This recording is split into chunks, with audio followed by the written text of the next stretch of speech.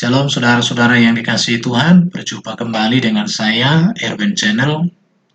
Pada sesi ini saya membahas satu topik, bahwa kita umat Kristen bukanlah hamba semata, tetapi titik-titik tanda tanya.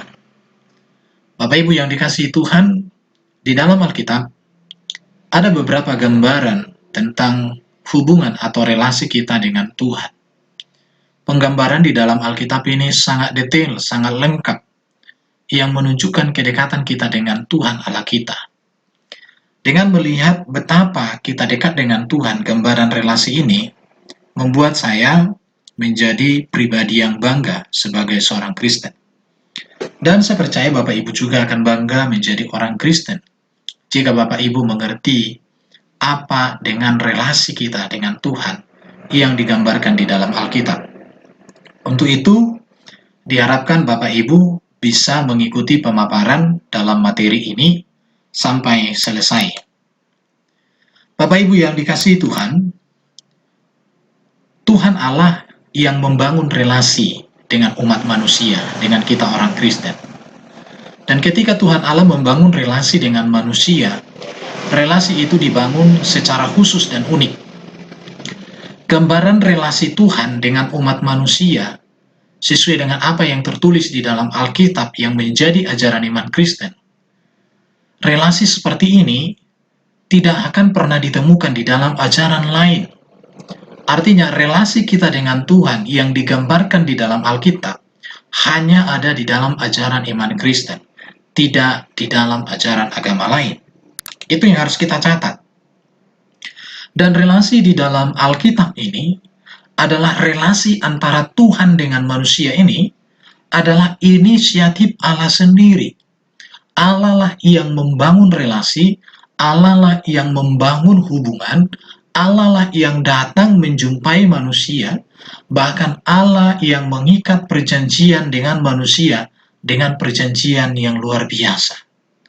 Jadi relasi dengan Tuhan itu bukan inisiatif dari manusia, tetapi Allah sendiri yang berinisiatif untuk menyatakan rencananya membangun relasi dengan manusia yang adalah ciptaannya. Allah menjumpai manusia, yaitu melalui para malaikat. Makanya di dalam kitab Perjanjian Lama, kita akan menemukan di sana bahwa berulang kali dikatakan Allah menyatakan diri atau Allah membangun relasi dengan manusia melalui para malaikat. Dan juga Allah membangun relasi kepada manusia melalui para nabi. Makanya sejak zaman para nabi, Allah berulang kali menyatakan dirinya, menyatakan kehendaknya, memperbaharui perjanjian dan menyatakan kehendaknya kepada manusia. Dan juga menjadi puncak dari seluruh pernyataan Allah di dalam membangun relasi dengan kita manusia, yaitu ada di dalam pribadi Yesus yang disebut sebagai anak Allah karena dia adalah firman Allah. Hal ini tertulis di dalam Ibrani pasal 1 ayat 1 sampai dengan ayat 4. Dikatakan begini, setelah pada zaman dahulu Allah berulang kali dalam berbagai cara berbicara kepada nenek moyang kita dengan perantaraan nabi-nabi, maka pada zaman akhir ini ia telah berbicara kepada kita dengan perantaraan anaknya, yang telah ia tetapkan sebagai yang berhak menerima segala yang ada. Oleh dia, Allah telah menjadikan alam semesta. Ia adalah cahaya kemuliaan Allah dan gambar wujud Allah, dan menopang segala yang ada dengan firman-Nya yang penuh kuasa. Dan setelah ia selesai mengadakan penyucian dosa, ia duduk di sebelah kanan yang maha besar di tempat yang tinggi, jauh lebih tinggi daripada malaikat-malaikat, sama seperti nama yang dikaruniakan kepadanya, jauh lebih indah daripada nama mereka. Jadi puncak dari Allah menyatakan diri, dari Allah membangun relasi kepada kita, dinyatakan di dalam kehadiran firman yang menjadi manusia. Oleh karena itu, maka pada saat ini saya akan menunjukkan beberapa gambaran relasi Tuhan dengan umat manusia, khususnya kita orang Kristen. Yang pertama, relasi kita dengan Tuhan digambarkan bahwa Allah adalah sebagai pencipta dan kita adalah sebagai umat ciptaannya. Ayat ini berbicara tentang asal-usul kita dan juga berbicara tentang tujuan kita diciptakan oleh Tuhan. Sebagaimana dikatakan Kejadian 1 ayat 27. Maka Allah menciptakan manusia itu menurut gambarnya. Menurut gambar Allah diciptakannya dia, laki-laki dan perempuan. Diciptakannya mereka. Gambar dan rupa di sini menunjuk bahwa kepada kita diberikan otoritas untuk menjadi wakil Allah di bumi, yaitu berkuasa atas alam semesta. Gambar dan rupa di sini menunjukkan bahwa kita mewarisi karakter-karakter Allah. Tetapi ini semua menjadi bercacat karena dosa. Artinya begini, gambar dan rupa Allah meninggalkan kita. Rusak gambar itu kenapa? Karena karena manusia jatuh dalam dosa. Jadi Allah digambarkan sebagai pencipta dan kita adalah ciptaan. Ini relasi, jadi relasi pencipta dengan ciptaan. Ini yang pertama. Jadi kita harus menyadari bahwa kita diciptakan oleh Tuhan untuk tujuan Tuhan. Bahwa kita diciptakan bukan tujuannya untuk hidup di dunia semata. Tetapi Tuhan menciptakan kita adalah untuk tujuan Tuhan. Melalui kita alam semesta terpelihara. Melalui kita Tuhan dipuji, dimuliakan. Yang kedua, saya menunjukkan tentang relasi yang digambarkan di dalam Alkitab adalah relasi kita antara seorang bapa dengan anak. Ini berbicara tentang bahwa kepada kita diberikan hak menjadi ahli waris, yaitu ahli waris kerajaan surga. Dikatakan demikian, sebab kamu tidak menerima roh perbudakan yang membuat kamu menjadi takut lagi. Tetapi kamu telah menerima roh yang menjadikan kamu anak Allah. Oleh roh itu kita berseru, ya Aba, ya Bapa. Jadi relasi kita dengan Allah, dengan Tuhan Bapa kita, digambarkan sebagai seorang bapa dengan anak. Di mana seorang bapa ini bertanggung jawab sepenuhnya kepada pertumbuhan anak-anaknya. Baik pertumbuhan secara fisik maupun pertumbuhan secara rohani. Bahkan lebih dari situ, seorang anak diberikan hak menjadi ahli waris dari sang bapa itu sendiri. Sungguh indah relasi orang Kristen dengan Tuhan yang digambarkan di dalam Alkitab. Bahwa Allah itu adalah bapa yang baik dan kita adalah anak-anaknya. Dia adalah bapa karena dari dialah berasal sumber segala sesuatu. Dan di dalam dia kita terpelihara. Di dalam dia kita dijadikan pewaris kerajaan Allah. Ini dua gambaran tentang relasi antara Allah dengan manusia yang digambarkan di dalam Alkitab. Yang berikut adalah digambarkan relasi kita dengan Tuhan Allah kita seperti seorang gembala dengan domba-domba. Hal ini tertulis di dalam Yohanes pasal 10 ayat 14. Dikatakan, akulah gembala yang baik, dan aku mengenal domba-dombaku, dan domba-dombaku mengenal aku. Jadi relasi gembala yang baik dengan domba-domba ini berbicara tentang pemeliharaan hidup. Seorang gembala bertanggung jawab atas domba-dombanya, melindungi domba-dombanya dari serangan binatang buas, dari serigala, dari macan, dari beruang, dan lain sebagainya. Seorang gembala juga bertanggung jawab untuk membawa domba-dombanya ke padang rumput hijau. Bertanggung jawab juga untuk membawa domba-dombanya minum air yang segar. Jadi relasi kita dengan Tuhan digambarkan seperti gembala dengan domba, di mana gembala bertanggung jawab atas kebutuhan dari domba-dombanya. Tetapi domba-domba itu harus mengenal dan mendengar suara dari gembala. Mengenal suara gembala itu sangat penting, supaya jangan disesatkan, jangan ditipu, jangan dibutakan oleh siasat palsu. Jadi sangat jelas di dalam Alkitab bahwa Allah kita, Bapa di surga, adalah gembala kita, di mana Allah adalah Bapa yang adalah gembala itu, menyatakan segala penggembalaannya kepada kita melalui Yesus Kristus. Jadi sangat jelas kalau kita mau melihat ya, bahwa seorang gembala yang baik itu mencari ketika tersesat, membalut ketika terluka, memberi kekuatan ketika lemah. Kemudian digambarkan juga bahwa hubungan kita dengan Allah kita seperti seorang tua dan kita adalah hamba. Sebagaimana dikatakan dalam Lukas 17 ayat 10. Demikian jugalah kamu, apabila kamu telah melakukan segala sesuatu yang ditugaskan kepadamu, hendaklah kamu berkata, kami adalah hamba-hamba yang tidak berguna. Kami hanya melakukan apa yang harus kami lakukan. Seorang hamba berbicara tentang ketundukan, berbicara tentang ketaatan dalam melakukan kehendak Tuannya.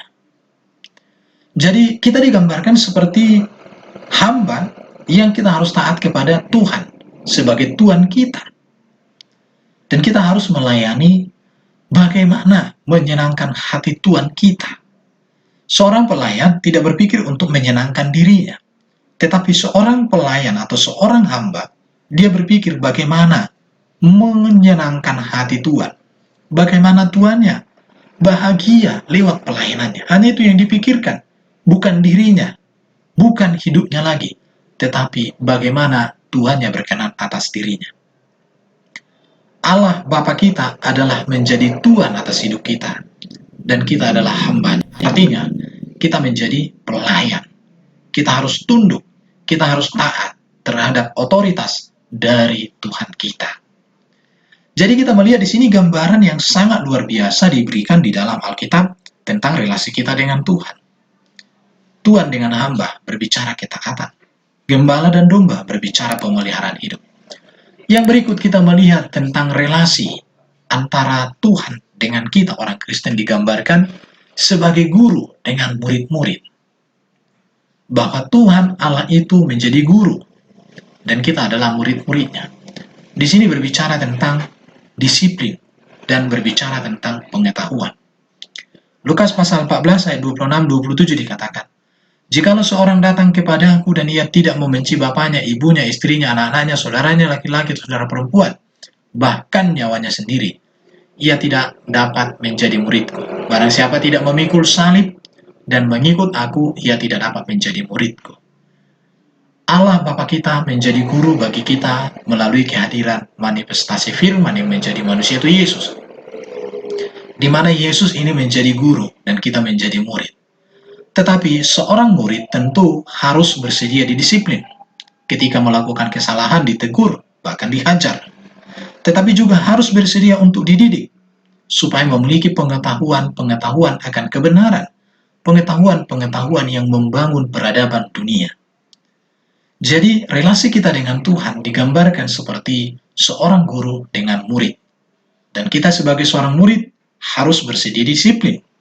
Kita harus diberikan pengetahuan dan kita harus mau belajar dari sang guru kita. Harus mau mendengarkan ajaran dari sang guru kita. Kemudian di dalam Alkitab juga digambarkan tentang relasi orang Kristen dengan Tuhan seperti pokok anggur dan ranting. Di mana pokok anggur itu adalah Tuhan yang hadir melalui manifestasi firman jadi manusia itu Yesus. Dan kita adalah rantingnya. Di dalam Yohanes 15 ayat 5 dikatakan, "Akulah pokok anggur dan kamulah ranting-rantingnya. Barang siapa tinggal di dalam aku dan aku di dalam dia, ia berbuah banyak. Sebab di luar aku, kamu tidak dapat berbuat apa-apa." Berbicara tentang relasi kita dengan Tuhan adalah berbicara tentang kita menghasilkan buah. Artinya seorang Kristen harus melekat kepada pokok anggur, yaitu Kristus. Dengan demikian kita menghasilkan buah. Buah inilah yang menyenangkan, menyegarkan, yang memuaskan hati Tuhan. Jadi ini sebuah gambaran tentang bagaimana kekristenan itu begitu erat dengan Tuhan. Kita ranting, artinya ranting itu menggantungkan seluruh hidupnya kepada pokok anggur. Dan pokok anggur itu menyediakan segala kebutuhan bagi ranting yang melekat kepadanya. Pokok anggur kita adalah Kristus. Kita adalah ranting yang harus menempel, harus menyatu. Dan dari pokok anggur kehidupan itulah kita memperoleh aliran-aliran kehidupan kita tiap-tiap hari. Jadi ini beberapa gambaran-gambaran yang nyata dinyatakan di dalam Alkitab tentang relasi kita sebagai orang Kristen dengan Allah, dengan Bapa di surga, yang menyatakan dirinya melalui kehadiran firman yang menjadi manusia, itulah Yesus Kristus. Yang berikut saya akan kasih tahu kepada kita adalah gambaran relasi Tuhan dengan kita orang Kristen adalah digambarkan bahwa Tuhan adalah kepala dan kita adalah tubuhnya. Ini berbicara tentang otoritas dan kesatuan. Sebagaimana dikatakan suami adalah kepala istri, sama seperti Kristus adalah kepala jemaat. Kasihilah istrimu sebagaimana Kristus telah mengasihi jemaat dan telah menyerahkan dirinya baginya untuk pengudusannya. Di sini berbicara tentang otoritas, bahwa otoritas Tuhan harus kita tunduk, dan Tuhan menghendaki kita tunduk kepadanya. Berbicara juga kesatuan, sama seperti seorang suami dan istri adalah satu di dalam Tuhan. Jadi sungguh indah gambaran tentang bagaimana relasi kita dengan Tuhan kita seperti kepala dengan tubuh. Bahwa dari kepala seluruh otoritas komando hadir ke dalam tubuh kita. Dan kita melakukan itu. Dan kepala dan tubuh itu tidak bisa terpisahkan. Ya, puji Tuhan. Jadi ini sebuah relasi yang sangat indah digambarkan di dalam Alkitab. Yang berikut, dan ini menjadi penutup dari semuanya adalah bahwa digambarkan Allah itu seperti suami, dan kita orang percaya digambarkan seperti istri atau mempelai wanita. Kita melihat di dalam Hosea 2 ayat 18 sampai dengan 19, dan di kitab Wahyu juga ada berbicara tentang pengantin perempuan yang adalah simbol gereja Tuhan.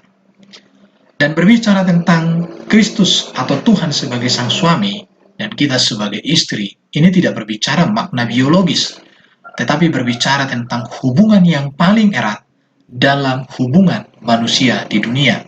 Sebab di dalam perkawinan dua menjadi satu dan tidak bisa terpisahkan.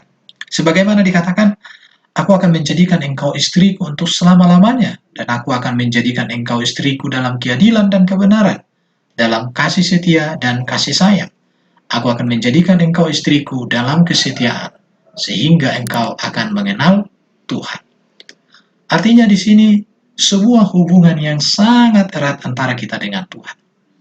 Jadi, saya mau katakan bahwa orang Kristen bukan hanya menjadi hamba daripada Tuhan, tetapi kita menjadi anaknya Tuhan. Artinya kita pewaris kerajaan surga. Kita menjadi sahabat Tuhan. Dan juga kita menjadi mempelai daripada Tuhan. Gambaran. Ada yang satu kurang di sini, itu berbicara tentang bahwa Tuhan adalah sahabat kita. Sahabat dalam segala hal. Di mana Kristus sahabat terbaik yang memberikan nyawanya bagi kita. Dan kita bersyukur atas segala kebaikannya. Yang berikut dikatakan gambaran relasi tertinggi adalah aku akan menjadi engkau istriku untuk selamanya. Ketika Allah mengambil inisiatif untuk membangun hubungan dengan umatnya, hubungan itu bersifat selama-lamanya, bukan hanya sementara waktu. Allah membangun relasi yang kekal. Bila Allah berjanji, ia pasti menepati janjinya, tidak seperti kebanyakan manusia yang selalu ingkar janji dan lupa kepada janji ketika diberkati dalam nikah, sehingga mudah sekali melakukan perceraian. Aku akan menjadikan engkau istriku dalam keadilan dan kebenaran. Relasi ini ditandai dengan keadilan dan kebenaran.